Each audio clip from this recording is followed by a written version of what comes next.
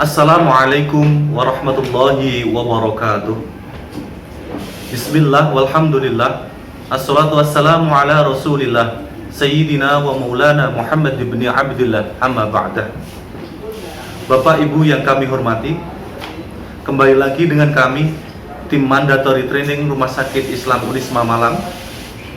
Sebagaimana tahun-tahun yang lalu, kita akan membahas mandatory training yang wajib kita paparkan kepada seluruh pegawai Rumah Sakit Islam Unisma Malang ini. Di antara materi mandatory training kali ini adalah sholat bagi pasien, tayamum, talqin, fikih darah wanita, serta doa-doa. Bapak Ibu yang kami hormati, kita mulai dari sholat bagi pasien. Setiap amalan ibadah tidak luput adanya syarat wajib pun pula syarat sah, termasuk dalam amalan sholat kali ini. Adapun syarat wajib bagi setiap orang yang hendak melaksanakan sholat adalah yang pertama, dia harus Islam. Orang kafir tidak wajib melaksanakan sholat. Orang non-muslim tidak wajib melaksanakan sholat. Maka syarat pertama dia harus Islam. Syarat wajib sholat yang kedua adalah baligh. Apa itu baligh? Baligh adalah di mana kondisi seorang laki-laki pernah mengeluarkan mani, baik disengaja maupun tidak disengaja. Bisa jadi dalam kondisi terjaga maupun dalam kondisi tidur. Ketika seorang laki-laki sudah mengeluarkan mani, maka dia statusnya berubah menjadi baligh. Ataupun perempuan ketika sudah mengeluarkan darah haid dan dia sudah berumur 9 tahun minimal, maka dia sudah dihukumi sebagai orang baligh. Adapun syarat wajib sholat yang ketiga adalah berakal. Maka tidak wajib bagi orang gila, tidak wajib bagi orang yang sedang tidur, tidak wajib bagi orang yang sedang koma. Syarat mutlak untuk melaksanakan ibadah adalah mempunyai akal. Kemudian di samping syarat wajib, kemudian ada syarat sah. Kalau syarat wajib ini harus dipenuhi sebelum dia melaksanakan proses ibadah apapun. Kemudian syarat sah adalah syarat yang harus dipenuhi dalam proses ibadah-ibadah tertentu. Kebetulan kita akan membicarakan tentang sholat, maka syarat sah sholat yang harus dipenuhi ketika hendak melaksanakan sholat. Yang pertama, suci badannya, pakaiannya, serta tempat yang digunakan. Suci dari apa? Dari hadas dan najis. Apa itu hadas? Apa itu najis? Hadas adalah proses, sedangkan najis adalah hasil dari proses. Ketika kita buang air kecil, maka kita sedang berproses, sedang berhadas. Sedangkan hadas kecil tersebut, barangnya adalah najis. Maka baik badan, pakaian maupun tempat yang digunakan untuk sholat harus suci dari hadas maupun najis. Adapun klasifikasi hadas maupun najis ada beberapa. Hadas, ada hadas kecil pun pula hadas besar. Hadas kecil cukup dengan cara berwudu. Apa itu hadas kecil? seperti hanya buang air kecil, buang air besar, itu hadas kecil. Sedangkan hadas besar adalah di mana proses pensuciannya harus dengan cara mandi besar. Apa itu? Yang pertama adalah haid, nifas, wiladah, senggama atau hubungan badan atau jima, dan yang terakhir adalah mati. Maka cara pensuciannya adalah dengan cara mandi besar, karena dia sedang hadas besar. Nah, adapun klasifikasi najis ada 3. Yang pertama adalah najis mukhaffafah, najis yang sangat ringan. Najis mukhaffafah adalah najisnya anak kecil yang belum berusia 2 tahun, ya, yang belum makan selain ASI dari ibunya. Itu pun harus anak laki-laki. Najis mukhaffafah. Bagaimana cara mensucikannya? Dengan cara disiramkan air. Kalau ada najis, katakanlah pipis di situ, cukup disiramkan air, kemudian dikeringkan, itu sudah suci. Tidak usah sampai dipel dan lain sebagainya, tidak usah. Cukup dilap, dikeringkan, sudah suci. Terus yang kedua adalah najis mutawassithah. Najis mutawassithah adalah najis yang tengah-tengah. Contoh dari najis mutawassithah adalah darah, nanah, pipisnya orang dewasa, ataupun anak perempuan, bayi perempuan,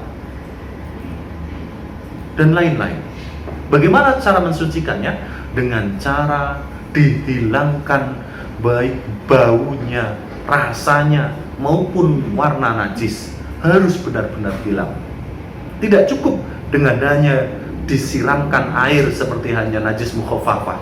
Tidak cukup. Najis yang ketiga adalah najis mughaladhah. Apa itu najis mughaladhah?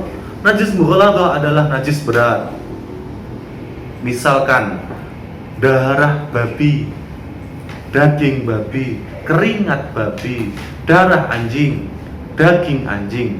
Apabila kita menyentuhnya secara langsung, ingat, menyentuhnya secara langsung, maka cara mensucikannya dengan cara 7 kali bilasan. Salah satu dari 7 kali bilasan air tersebut menggunakan debu. Bisa di awal debunya, bisa di tengah, atau bisa di akhir debunya. Kemudian saya akan melanjutkan syarat sah sholat, yaitu menutup aurat.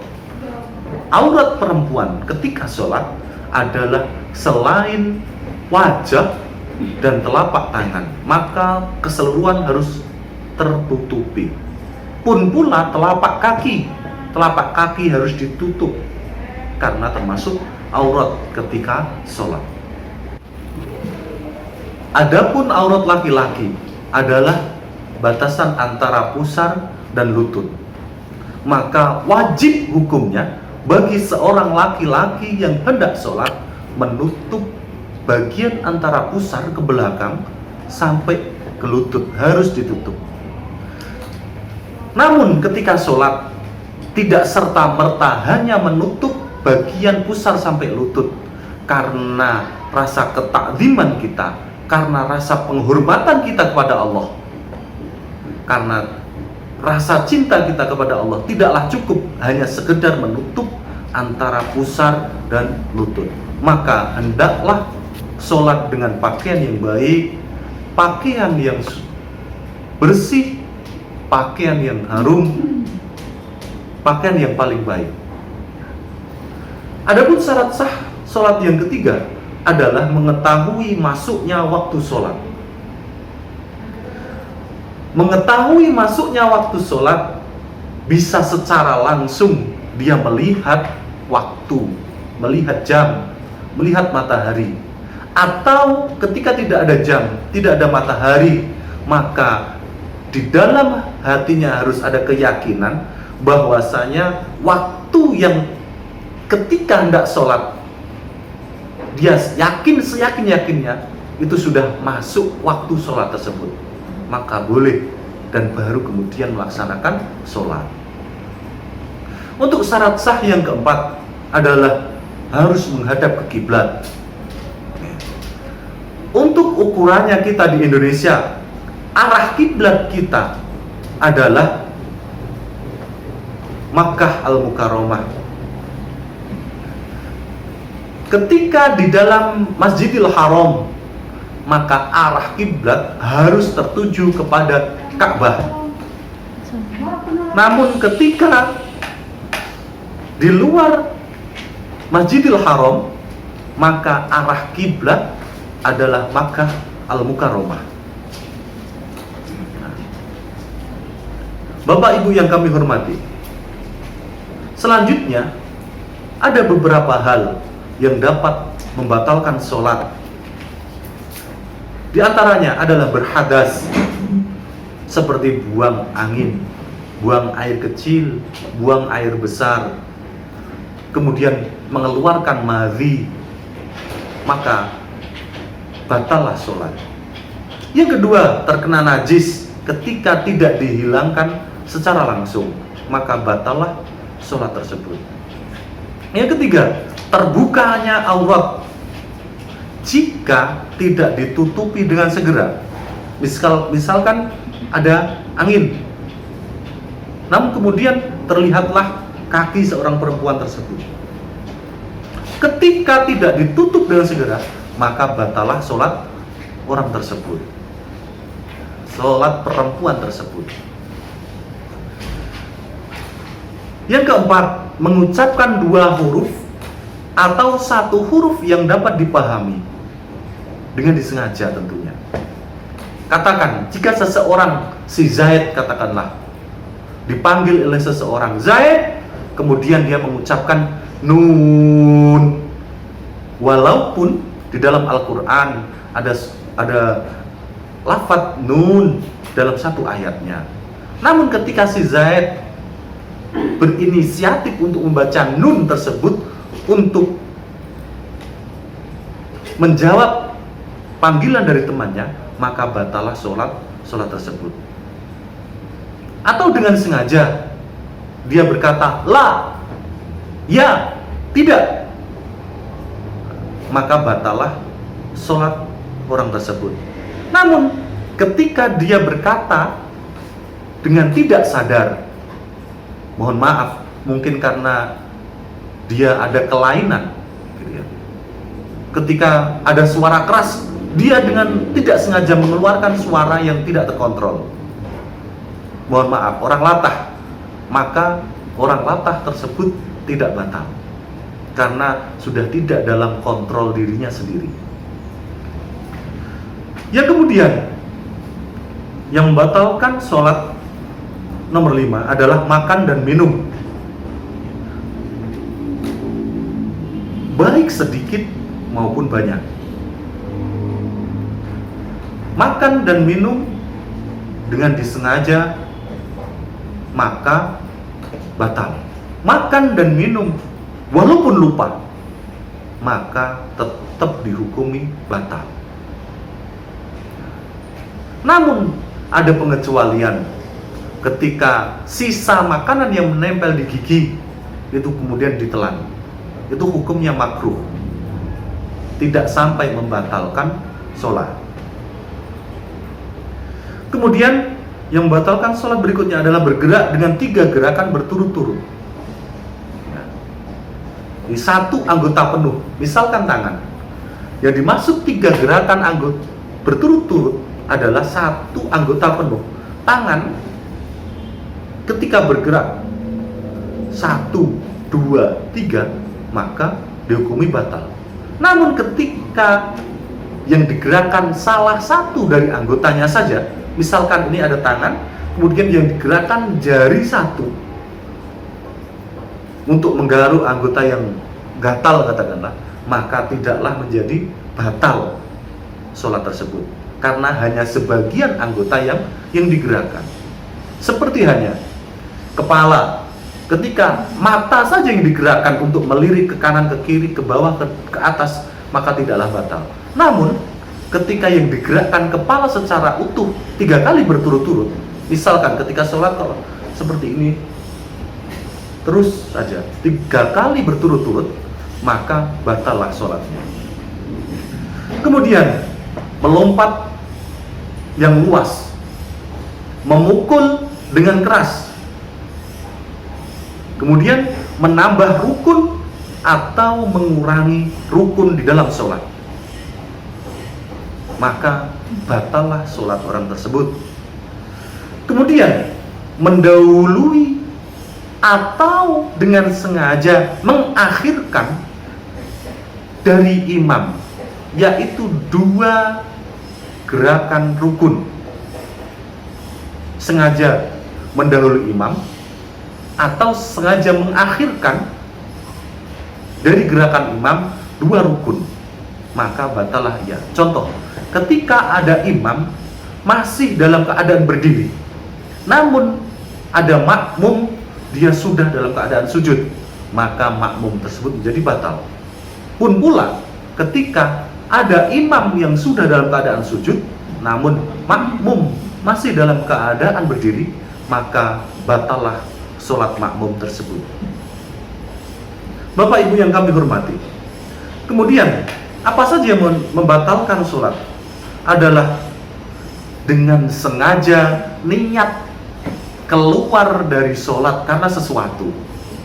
Mungkin karena ada pekerjaan yang lebih penting, mungkin karena ada yang sangat mendesak, bisa jadi karena ada operasi yang sangat mendesak yang harus segera dilaksanakan.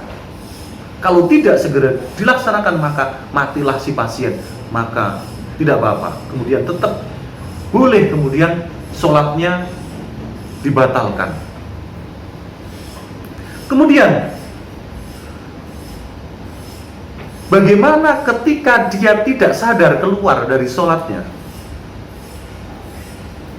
Seperti hanya sholat dalam keadaan terkantuk-kantuk, apakah termasuk juga tidak sah?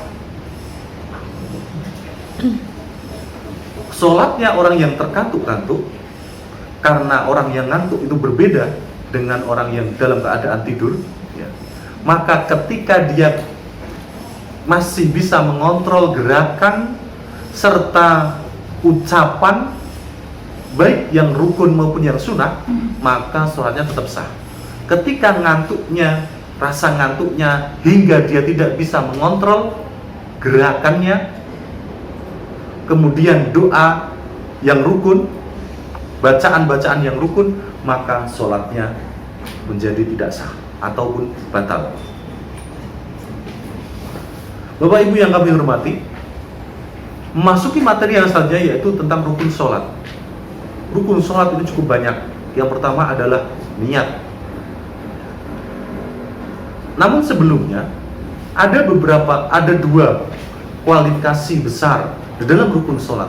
Yang pertama adalah rukun qauli, yang kedua adalah rukun fi'li. Apa itu rukun qauli? Rukun qauli adalah rukun yang memang harus diucapkan.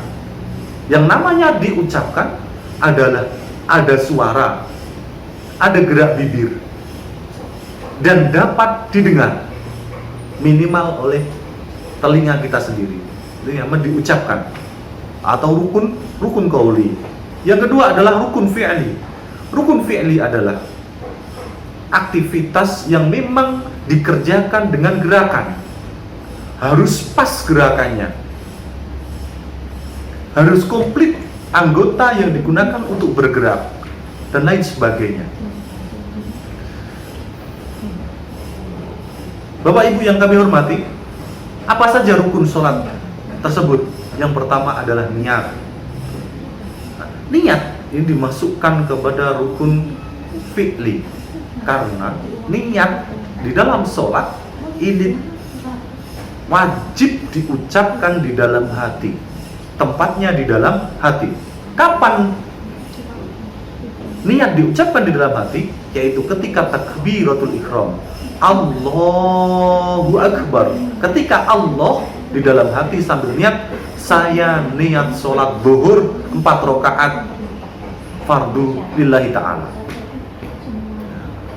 Bagaimana melafalkan niat? Talafuzun niat. qabla sholat, sebelum sholat adalah sunnah.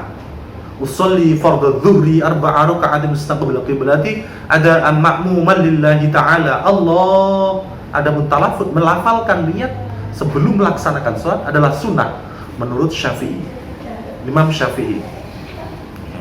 Yang kedua adalah berdiri bagi yang mampu. Berdiri bagi yang mampu.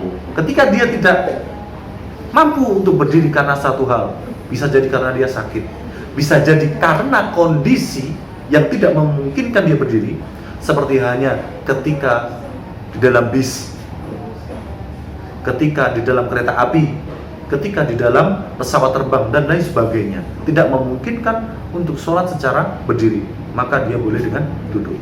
Yang ketiga adalah takbiratul ihram.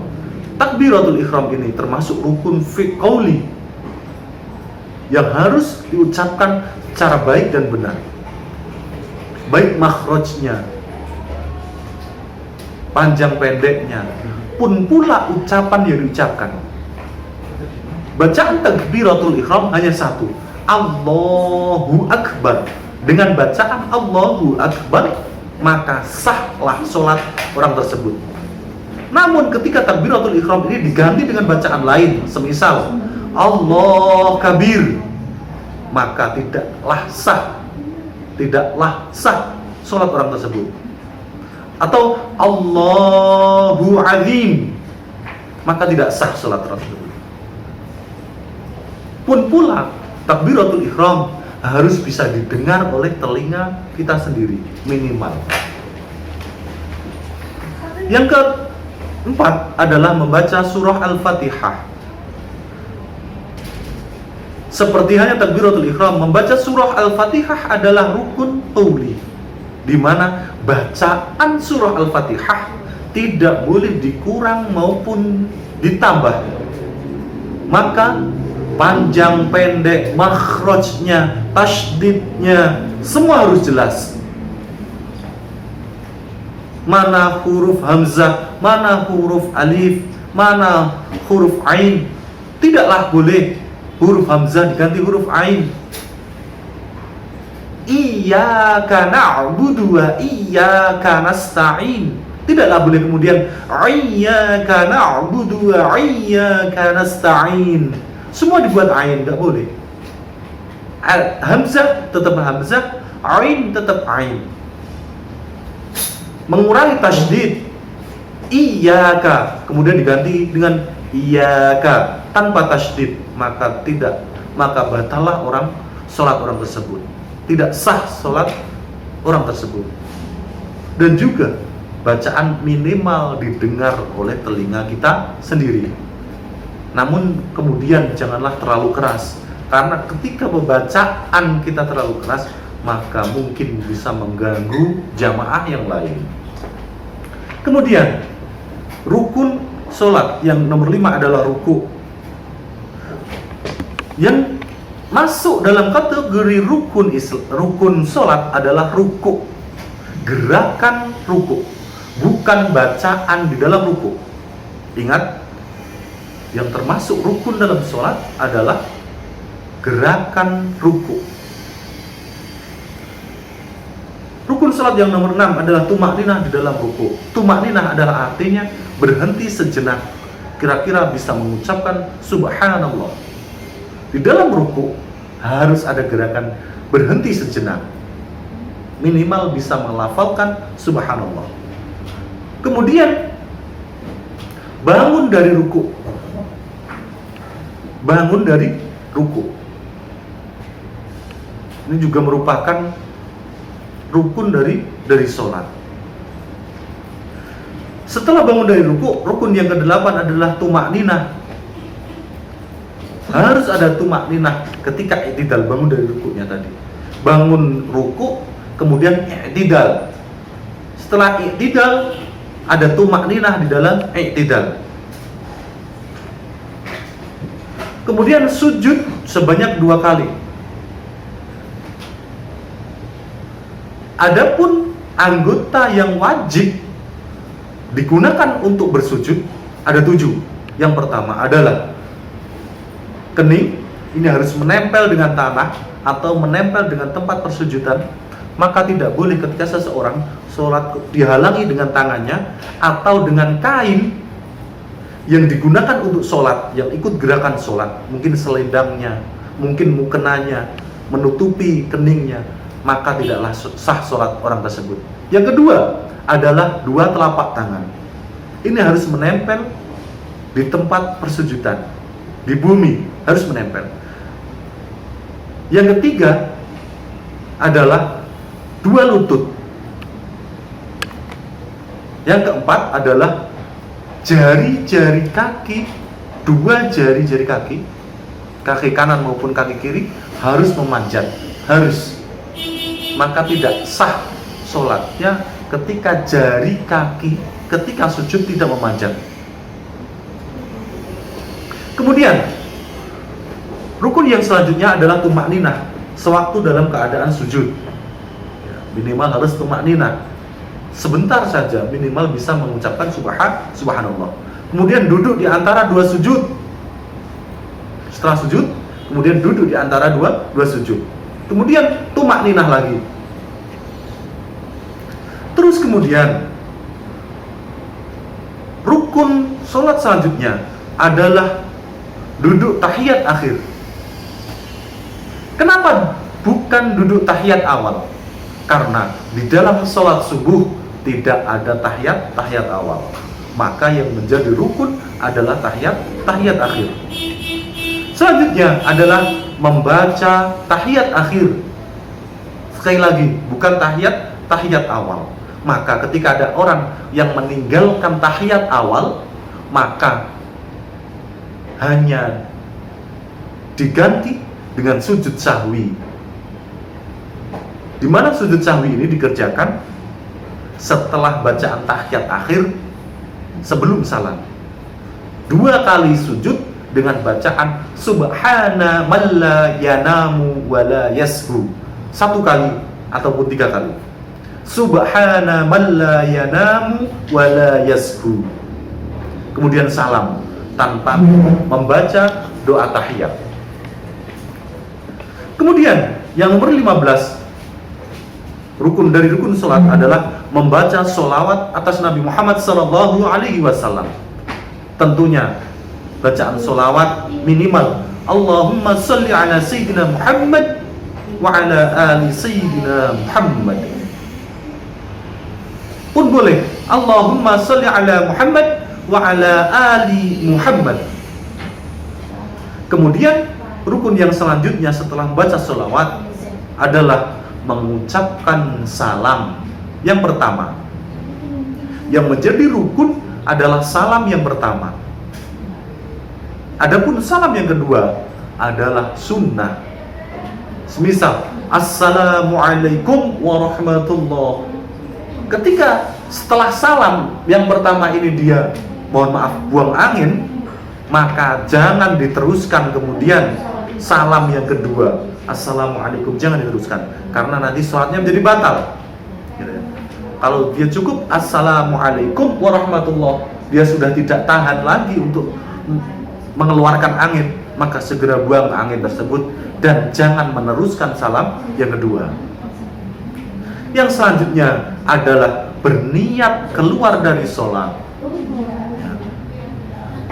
Berniat keluar dari sholat sebenarnya ketika ada seseorang yang sudah melafalkan salam, maka secara tidak langsung di dalam dirinya berniat untuk menyudahi proses ibadah sholat tersebut. Yang selanjutnya adalah tertib. Rukun terakhir adalah tertib.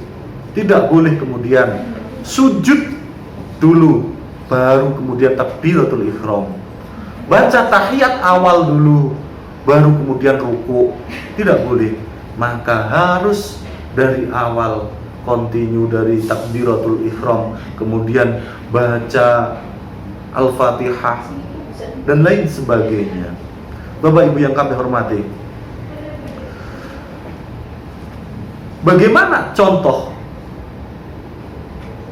ketika seseorang tidak bisa sholat dengan berdiri? Maka akan dipraktekkan selanjutnya oleh Ustadz Miftahul Huda, pun pula Ustadzah Lia. Contoh yang pertama adalah sholat dengan duduk. Rukun yang pertama adalah mengucapkan niat. Usolli fardhu dhuhri arba'a raka'atin mustaqbilal qiblati adaan ma'muman lillahi ta'ala. Kemudian diikuti takbiratul ihram. Allahu Akbar. Ghairil maghdubi alaihim waladdallin. Kemudian diikuti ruku'. Allahu Akbar. Posisi ruku' ketika dapat bersujud dengan sempurna maka 45 derajat. Kemudian setelah ruku' i'tidal. Sami'allahu liman hamidah. Kemudian diikuti dengan sujud dengan sempurna. Allahu Akbar. Posisi sujud, dua kaki memanjat, dua telapak tangan menempel, dua lutut menempel, serta satu kening menempel. Allahu Akbar. Kemudian duduk dan diikuti duduk kembali, diikuti sujud. Berbeda dengan laki-laki, posisi ruku pada perempuan, tangan menempel di area tubuh. Allahu Akbar. Kedua tangan menempel ke tubuh. Kemudian diikuti Allahu liman hamidah. Kemudian posisi sujud pada perempuan berbeda dengan posisi sujud laki-laki. Allahu Akbar, di mana kedua tangan menempel di tubuh. Allahu Akbar. Allahu Akbar. Posisi kaki sama dengan laki-laki, yaitu memanjat, kedua lutut menempel, dahi menempel, dan kedua telapak tangan menempel di tempat sujud. Kemudian diikuti dengan tahiyat akhir. Allahu Akbar. Sudah. Gitu aja. Bapak Ibu yang kami hormati, materi selanjutnya adalah tentang tayamum. Kenapa ada tayamum di dalam proses bersuci? Disinilah kemuliaan Islam. Disinilah bagaimana Islam sangat menghargai ketika seseorang dalam kondisi tidak semestinya.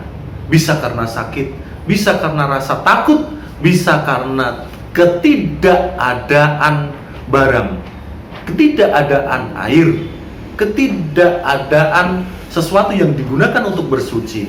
Maka Islam memberi solusi dengan opsi tayamum. Mengapa tayamum diadakan? Yang pertama, karena memang tidak menemukan air. Tidak menemukan air ini mungkin karena langka. Tidak menemukan air ini mungkin karena air sangat terbatas dan hanya digunakan untuk makan dan minum. Baik untuk dirinya ataupun keluarganya ataupun binatang ternaknya. Mengapa ada tayamum? Yang kedua, karena memang tidak dapat menggunakan air. Tidak dapat menggunakan air ini bisa jadi karena dia dalam keadaan sakit. Bisa jadi dia karena mungkin dalam keadaan yang memang sangat berbeda. Mungkin karena sakitnya tidak bisa menyentuh air. Mungkin karena terbakar 100%. Mungkin karena fobia air dan lain sebagainya. Bapak Ibu yang kami hormati, ketika ada seseorang, khususnya pasien di Rumah Sakit Islam Wisma Malang ini, ingin melaksanakan tayamum sebagai pengganti wudhu, tidak semerta-merta seluruh pasien diperkenankan dan diperbolehkan untuk bertayamum. Ada beberapa hal, ada beberapa syarat yang harus terpenuhi pasien agar dia bisa bertayamum. Yang pertama, memang terdapat dispensasi bertayamum berdasarkan diagnosa dokter. Yang boleh menentukan tayamum atau tidak adalah dokter, karena langsung berkaitan dengan kondisi kesehatan pasien. Yang kedua, pasien harus menggunakan media debu yang suci, yang sementara insya Allah setiap ruangan kita sudah menyediakan debu tayamum yang sudah disterilkan, yang insya Allah sudah suci. Yang ketiga, tayamum hanya boleh dilakukan ketika sudah masuk waktu sholat. Ketika ia hendak bertayamum untuk sholat zuhur katakanlah, maka sholat ketika waktu zuhur sudah masuk, barulah dia bertayamum untuk melaksanakan sholat zuhur. Yang selanjutnya, membersihkan seluruh benda yang menghalangi debu terkena kulit tangan dan wajah. Seperti hanya mungkin ketika ada pasien atau orang memakai cincin, maka cincinnya dilepas. Ketika ada pasien memakai gelang, maka gelangnya harus dilepas. Karena apa? Gelang menghalangi debu menempel di kulit tangan. Bapak Ibu yang kami hormati, seperti hanya sholat, tayamum juga ada rukun tayamum. Hal-hal yang harus dilakukan ketika melaksanakan tayamum. Yang pertama, menempelkan kedua tangan pada media yang berdebu. Ingat, pada media yang berdebu. Dipastikan media yang akan ditempeli tangan, dipastikan, ingat, harus dipastikan berdebu. Jika tidak ada debu, maka tidak sah. Yang kedua, mengusap debu ke seluruh permukaan wajah dengan disertai niat. Ketika mengusap wajah, disertai niat. Nawaitu tayamuma listibahatis sholati fardhan lillahi ta'ala. Nawaitu tayamuma listibahatis sholati fardhan lillahi ta'ala. Pak, saya tidak bisa bahasa Arab, maka bolehlah, cukuplah dengan berbahasa Indonesia di dalam hati. Saya niat bertayamum untuk melaksanakan sholat fardu karena Allah Ta'ala. Kemudian rukun tayamum yang selanjutnya, mengusap debu secara merata pada kedua tangan, dari ujung tangan sampai kepada ujung siku. Adapun prakteknya akan disampaikan oleh Ustadz Miftahul Huda, pun pula Ustadzah Lia. Praktek selanjutnya adalah tayamum. Yang pertama, ambil tayamum pad dan buka seluruh perlengkapan yang ada. Ratakan debu menggunakan tisu di tayamum pad.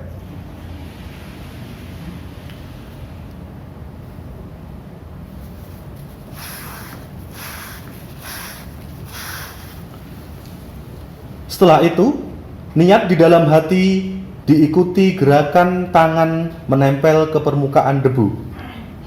Nawaitut tayamuma listibahatis sholati fardhan lillahi ta'ala. Setelah itu, jika debu terlalu banyak, dapat ditiup atau dipukul-pukulkan.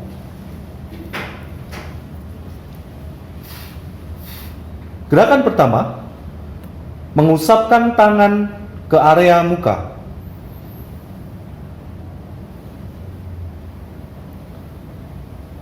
Mengusap area wajah atau muka dengan 1 kali usapan. Gerakan selanjutnya adalah mengambil debu di area yang berbeda untuk diusapkan ke kedua tangan. Jika terlalu banyak debu, dapat dipukul-pukulkan atau ditiup.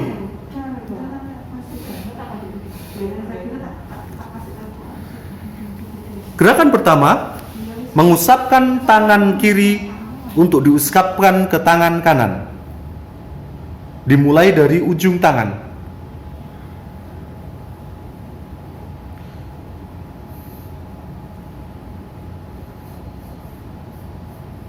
Setelah sampai pergelangan, maka ibu jari bertemu dengan ibu jari.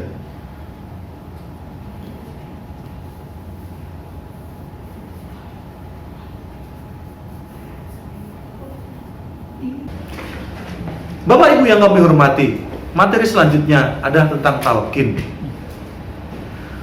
Apa itu talqin?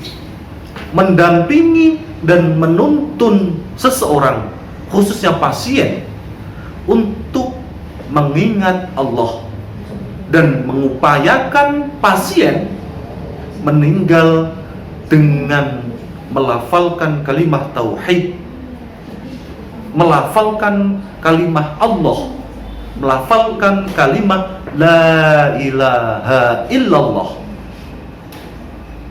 Karena good moment seorang muslim adalah di akhir hayatnya. Sudah selayaknya kita sebagai saudara, sesama saudara muslim, untuk membantu saudara kita untuk menghadap Allah dengan keadaan husnul khotimah. Bagaimana kemudian tata pelaksanaan talqin tersebut? Yang pertama, perawat menginformasikan kepada petugas kerohanian mengenai adanya pasien sakaratul maut melalui pesawat telepon di line 104, dalam hal ini SDM, pada saat jam kantor. Kedua, petugas kerohanian mencatat informasi dari perawat dalam formulir pendampingan talqin pasien sakaratul maut. Yang ketiga, petugas kerohanian mendatangi nurse station maksimal 5 kali 1 menit dari informasi yang diterima dan mengkonfirmasi ulang kondisi dan ruangan rawat inap pasien. Yang keempat, petugas kerohanian menuntun pasien dengan kalimat syahadatain. Dengan bacaan bagaimana?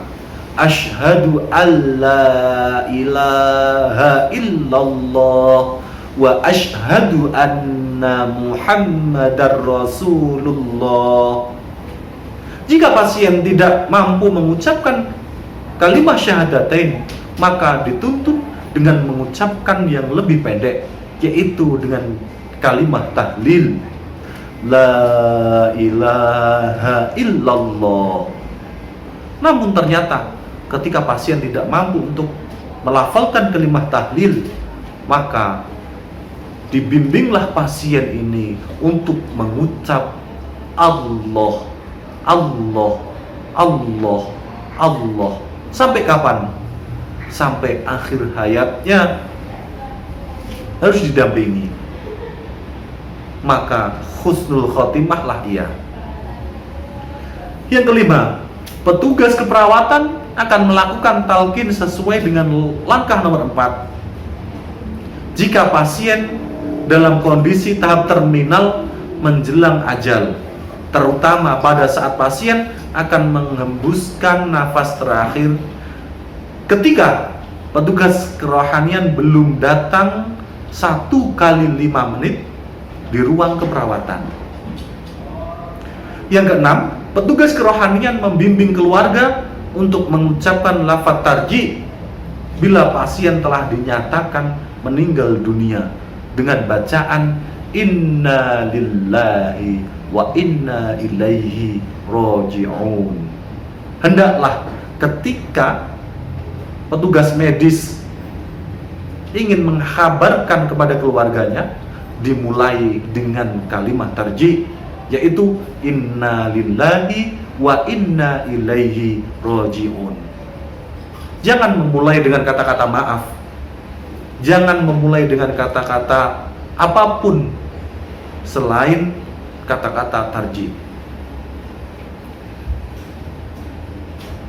Yang nomor 7, petugas kerohanian ataupun petugas keperawatan melengkapi data pada form permintaan khusus pasien sakaratul maut dan meletakkan form tersebut pada lembar korespondensi. Dilanjutkan dengan bacaan Allah. Allah, Allah, Allah, Allah, Allah. Namun, ketika pasien tidak dapat menirukan 2 kalimat syahadatain, maka dilanjutkan dengan bacaan tahlil. La ilaha illallah, la ilaha illallah, la ilaha illallah. Ketika pasien tidak ada respon atau pasien ada respon dengan bacaan tahlil tersebut, maka diteruskan dengan bacaan Allah. Allah, Allah, Allah, Allah. Sampai kapan bacaan Allah tersebut? Sampai akhir hayat pasien. Namun, ketika load terlalu tinggi, pasien terlalu banyak, maka seyogianya memberi edukasi kepada keluarga pasien untuk memberi bimbingan talqin kepada pasien. Namun ketika keluarga terlalu banyak, boleh yang lainnya untuk membaca Al-Quran dan yang lainnya berzikir pada Allah Subhanahu wa Ta'ala. Ada satu catatan, ketika pasien dibimbing talqin kemudian berontak dengan berteriak-teriak karena mungkin kesakitan atau mengalami depresi yang sangat, katakanlah berteriak dengan dan lain sebagainya, dengan gerakan yang tidak teratur karena mungkin gelisah, maka petugas tidak boleh melafalkan selain bacaan Allah. Tetap dibimbing dengan kalimat Allah, Allah, Allah, Allah, Allah, Allah, Allah. Tidak boleh ada kata-kata, Pak, mari berzikir, tidak boleh. Pak, istighfar, tidak boleh. Hanya satu kalimat yang terucap dan yang harus didengarkan kepada pasien, yaitu kalimat Allah, Allah, Allah. Di dekat telinga sudah meninggal, maka hal pertama yang dilakukan oleh petugas adalah mengucapkan kalimat tarjih. Inna lillahi wa inna ilaihi raji'un. Sekian, terima kasih. Bapak Ibu yang kami hormati, untuk selanjutnya adalah tentang fikih darah wanita. Apa saja hal yang ingin kami bahas? Yang pertama adalah tentang haid, yang kedua adalah tentang istihadah, yang ketiga adalah tentang wiladah, yang keempat adalah tentang nifas. Oke, kita mulai dengan haid terlebih dahulu. Apa itu definisi dari haid? Seperti hanya awal tadi saya pernah berkata bahwa seseorang, khususnya perempuan yang minimal umur 9 tahun, ketika dia sudah mengeluarkan haid, maka balighlah dia. Apa itu haid? Haid adalah darah yang keluar dari rahim wanita ketika usianya sudah baligh. Usia baligh berapa? Sesuai dengan kebiasaan, dan dia tidak dalam keadaan melahirkan maupun sakit. Kebiasaan kita minimal 9 tahun, maksimal 15 tahun. Maka ketika ada anak yang sudah berumur 9 tahun, dengan perhitungan kalender Hijriah, bukan kalender Masehi. 9 tahun ukuran kalender Hijriah, hitung-hitungan tahun Hijriah. Ketika dia sudah mengeluarkan darah, maka dihukumi haidlah ia, maka balighlah ia. Dan tidak dalam kondisi sakit maupun melahirkan.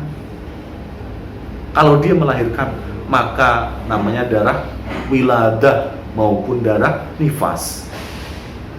Kalau darah ketika dia dalam keadaan sakit yang mungkin panas yang sangat, kemudian dia mengeluarkan darah, maka darah tersebut dapat dipastikan itu adalah darah istihadah atau darah penyakit.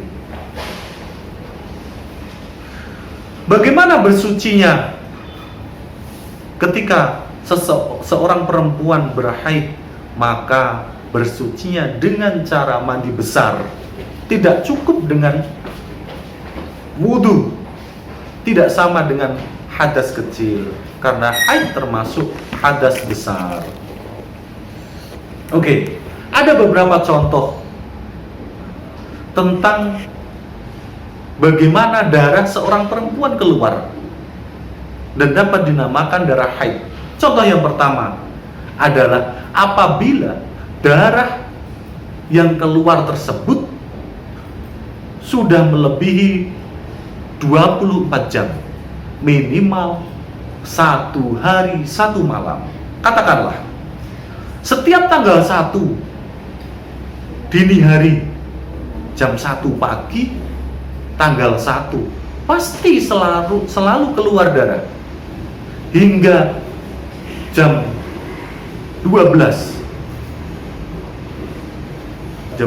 dini hari, maka dapat dipastikan itu merupakan darah haid karena sudah 24 jam. Ternyata tanggal 2 sudah tidak keluar, maka tetap itu dinamakan darah haid. Darah haid adalah darah yang apabila keluar minimal 1 hari 1 malam, atau kalau dikalkulasi dengan jam 24 jam. Apabila darah keluar 24 jam, maka dinamakanlah ia darah haid. Contoh yang kedua,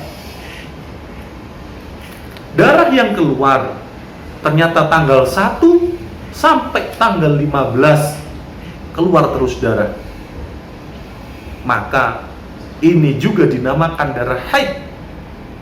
Karena definisi darah haid adalah darah yang keluar minimal 1 hari 1 malam, maksimal 15 hari 15 malam. Jadi seluruh darah yang keluar dari tanggal 1 sampai tanggal 15 dinamakan darah haid. Contoh yang ketiga adalah apabila seumpama tanggal 1 keluar darah sampai tanggal 6 atau tanggal 7 secara terus-menerus kontinu, maka dapat dipastikan ini adalah darah haid. 6 hari ataupun 7 hari ini sudah merupakan kebiasaan seorang perempuan. Biasanya perempuan 6 hari, 7 hari, 8 hari, biasanya seperti itu. Kemudian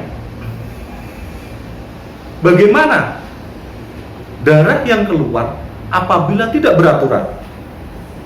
Bisa jadi tanggal 1 sampai tanggal 5 keluar darah, namun tanggal 6 sampai tanggal 10 tidak keluar darah, alias suci, dicek bersih. Tiba-tiba tanggal 11 keluar darah lagi sampai tanggal 15. Mana yang dikatakan darah haid? Maka tanggal 1 sampai tanggal 15 inilah yang dikatakan darah haid. Bagaimana hukumnya kemudian? Tanggal 6 dan tanggal 10 yang dicek suci tadi tidak keluar darah sama sekali, maka tetap dihukumi darah haid. Dia dihukumi berhaid, maka ketika dia sholatnya menjadi tidak sah. Ketika dia berpuasa, maka puasanya menjadi batal. Maka wajib kemudian mengqadha puasanya. Namun tidak wajib mengqadha sholatnya. Ada contoh kedua, darah haid yang tidak beraturan. Contoh, tanggal 1 keluar 8 jam, tanggal 2 bersih, tanggal 3 bersih, tanggal 4 bersih, tanggal 5 keluar lagi 8 jam, tanggal 6 bersih, tanggal 7 bersih, tanggal 8 bersih, ternyata tanggal 10 keluar lagi 8 jam lagi, sampai tanggal 11 bersih, 12 bersih, ternyata tanggal 15 keluar lagi 8 jam katakanlah. Maka karena keluarnya darah haid yang tidak beraturan tersebut, dihitung jamnya. Apakah sudah lebih dari 24 jam? Kalau keluarnya sudah lebih dari 24 jam, maka dapat dikategorikan sebagai darah haid.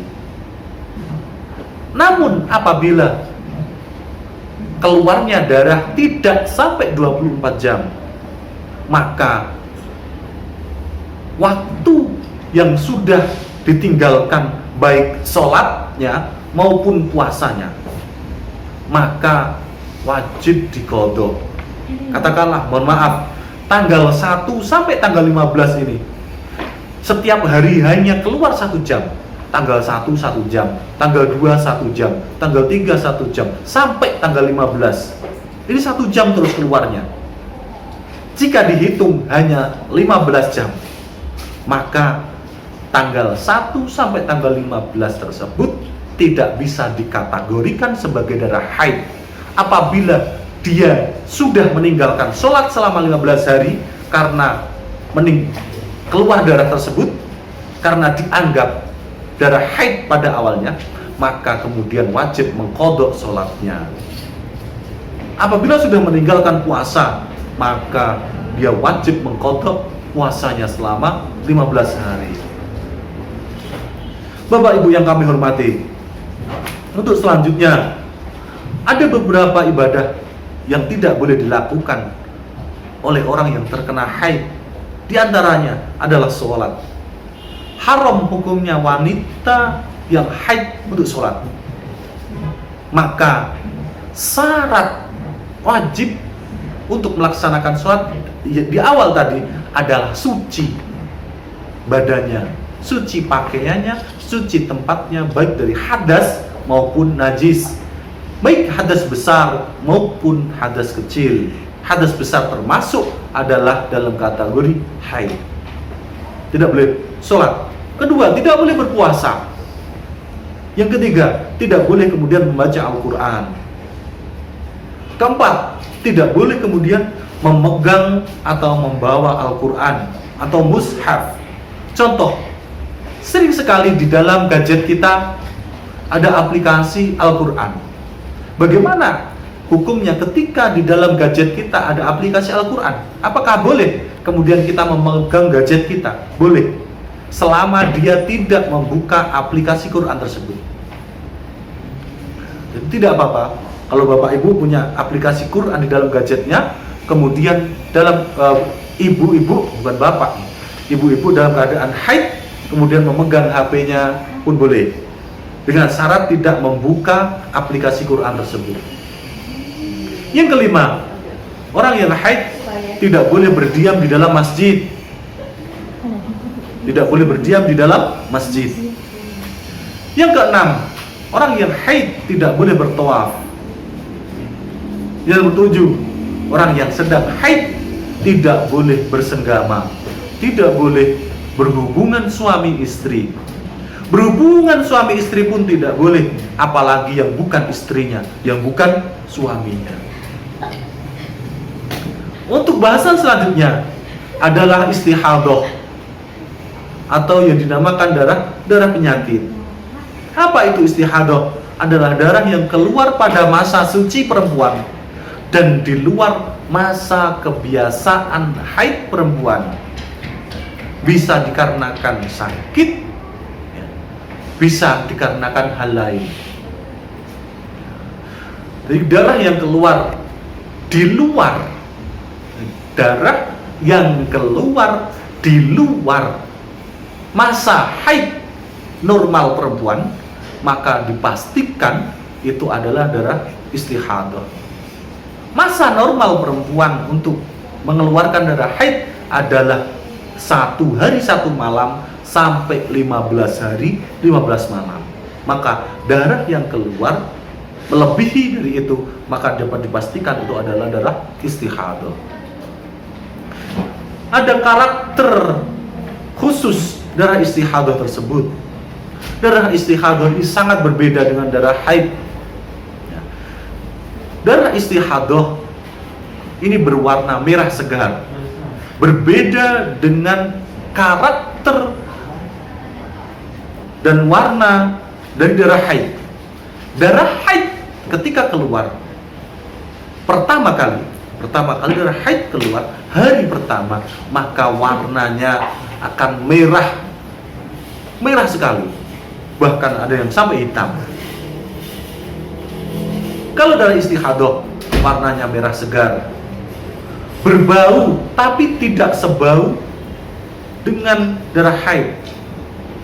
Baunya hanya sebatas amis sedikit.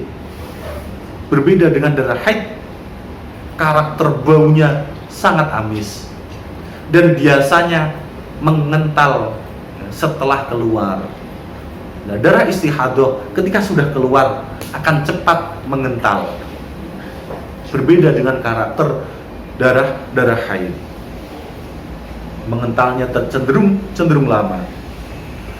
Nah, bagaimana hukum perempuan yang beristihadah mengeluarkan darah kotoran, darah penyakit, darah istihadah tersebut adalah sama hukumnya seperti wanita yang suci. Bagaimana? Pak, saya selama 30 hari keluar darah terus. Maka yang 15 hari pertama adalah darah haid. Namun ketika sudah masuk tanggal 16, dia sudah dianggap suci walaupun mohon maaf masih keluar darah. Bagaimana solusinya ketika dia hendak sholat? Maka sebelum sholat hendaklah dibersihkan, kemudian memakai pembalut, kemudian sholat. Bagaimana hukumnya? Ketika di dalam sholat dia mengeluarkan darah istihadah tersebut, maka sholatnya tetap sah. Karena apa? Darah istihadah ini darah yang sangat tidak normal, abnormal. Jadi sah-sah saja ketika kondisi-kondisi tertentu. Bapak Ibu yang kami hormati, untuk materi selanjutnya adalah tentang wiladah. Apa itu darah wiladah? Jadi yang sering dilupakan oleh ibu-ibu yang sudah melahirkan, yaitu wiladah, yang mereka ketahui kebanyakan hanya sebatas nifas. Wiladah adalah darah yang keluar bersamaan dengan lahirnya anak. Darah yang keluar dengan bersamaannya lahirnya anak, itu namanya darah wiladah. Orang yang mengeluarkan darah wiladah sama halnya orang yang terkena haid, yang mengeluarkan darah haid, maka dia wajib mandi besar dengan niat menghilangkan hadas wiladah tersebut. Kemudian adalah darah nifas. Apa itu darah nifas? Darah yang keluar dari rahim perempuan setelah proses melahirkan, setelah bayi keluar dari farjinya, dari rahim, dari farjinya, bukan dari rahimnya, dari farjinya. Kapan nifas terhitung? Maka nifas terhitung saat anak terlepas dari farji perempuan. Ketika anak keluar dari farji perempuan jam 6 pagi, maka mulai jam 6 pagi itulah dia bernifas. Sampai kapan? Maksimal 60 hari, 60 malam. 2 bulan kemudian, itu maksimal. Namun rata-rata 36 sampai 40 hari masa nifas rata-rata. Namun Imam Syafi'i kemudian membatasi minimal, batas minimal nifas adalah 1 tetes. Kok ternyata ada perempuan yang nifas hanya 1 tetes? Beruntunglah bagi suaminya. Hukum nifas sama dengan haid. Maka orang yang nifas, maka dia tidak boleh melaksanakan seluruh proses ibadah yang sudah dilarang dalam keadaan wanita haid. Seperti hanya wanita haid. Wanita haid tidak boleh membaca Al-Quran. Maka orang yang dalam keadaan nifas tidak boleh membaca Al-Quran. Pun pula tidak boleh sholat. Pun pula tidak boleh bersenggama, pun pula tidak boleh tawaf, pun pula tidak boleh berpuasa dan lain sebagainya. Yang terakhir, bersuci dengan cara mandi besar, karena nifas termasuk hadas besar. Bapak Ibu yang kami hormati, untuk materi yang selanjutnya ada tentang doa-doa. Doa yang pertama yang harus dihafal oleh setiap pegawai Rumah Sakit Islam Risma Malang ini adalah doa kesembuhan, yang setiap tahun, mungkin 2 tahun sekali mungkin jenengan akan melakukan ujian, baik kenaikan pangkat maupun kenaikan berkala, dengan syarat harus hafal doa untuk kesembuhan. Bagaimana doa kesembuhan? Allahumma Rabban nasi adhibil ba'sa ishfi fa anta syafi la shifaa illa shifauka shifaan la yughadiru saqaman. Allahumma Rabban nasi adhibil ba'sa ishfi fa anta syafi la shifaa illa shifauka shifaan la yughadiru saqaman. Itu doa kesembuhan, doa ketika menjenguk orang lain ketika sakit, maka hendaklah berdoa dengan doa tersebut. Ketika mungkin perut kita sakit, mungkin kepala kita sakit, bisa kemudian kita meruqyah diri kita sendiri dengan doa tersebut. Yang kedua adalah doa meminum obat. Bismillahirrahmanirrahim, Bismillahil kafi, Bismillahil mu'afi, Bismillahil syafi, Bismillahil kafi, Bismillahil mu'afi. Namun ketika panjenengan semua ingin yang lengkap, Bismillahil syafi, Bismillahil kafi, Bismillahil mu'afi, Bismillahil ladzi la yadurru ma'asmihi syai'un fil ardi wala fis samai wa huwas sami'ul alim. Itu yang ketiga adalah doa preoperasi. Bagaimana doa sebelum melaksanakan operasi? Adalah hasbunallah wa ni'mal wakil, alaihi tawakkalna. Hasbunallah wa ni'mal wakil, alaihi tawakkalna. Kenapa? Dalam setiap proses kehidupan kita tidak terlepas dari doa kepada Allah, baik di awal maupun di akhir setiap proses aktivitas kehidupan kita. Yang pertama, karena sebagai wujud rasa syukur kita kepada Allah, maka selayaknya kita hamba yang senantiasa memuji kepada Allah, berterima kasih kepada Allah dengan wujud berdoa. Yang kedua adalah sebagai pengurangan kesyirikan kita kepada Allah. Seringkali ketika kita makan, namun ketika ditanya apa yang memberi rasa dahaga kamu hilang ketika minum, adalah air. Kita lupa yang menghilangkan rasa dahaga adalah Allah.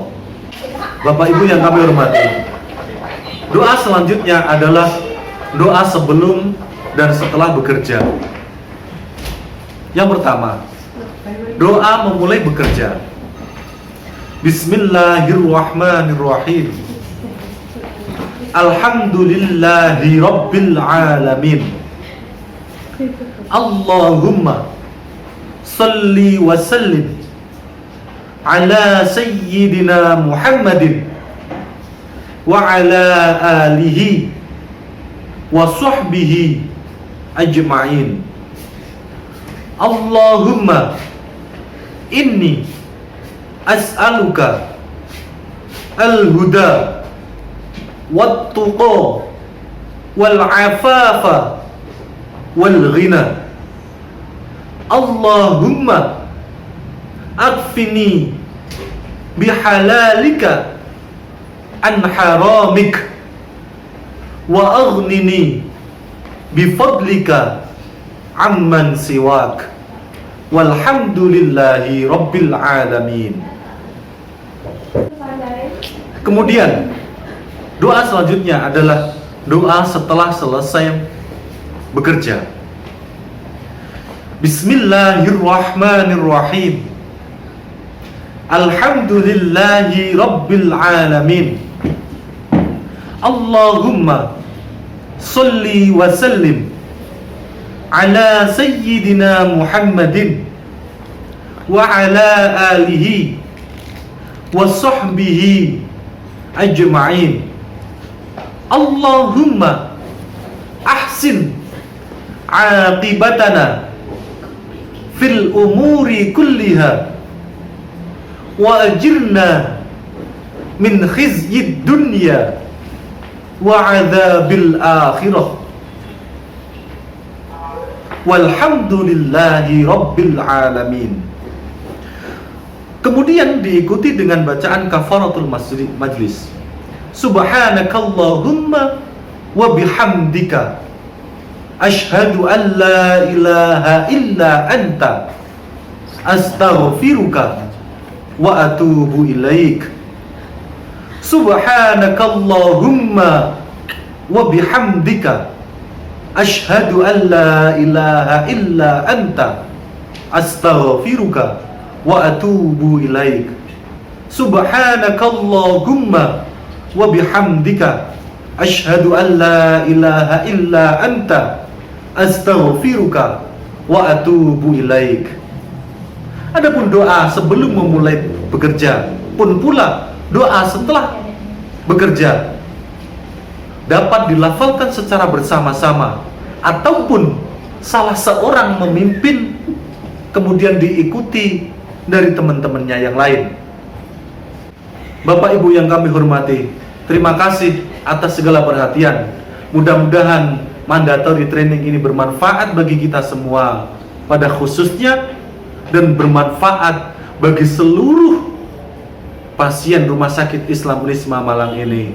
Cukup sekian dari kami. Wal-'afwu minkum. Ihdinas siratal mustaqim. Wassalamualaikum warahmatullahi wabarakatuh.